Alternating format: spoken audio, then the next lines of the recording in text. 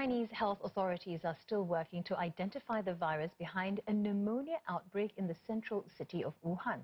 According to authorities, the number of cases has increased to 44, with 11 of them in serious condition. Coronavirus. Coronavirus. Coronavirus. Coronavirus. COVID-19. COVID-19. Coronavirus outbreak. For the first time this morning, we are going to learn about the coronavirus from someone who is right now being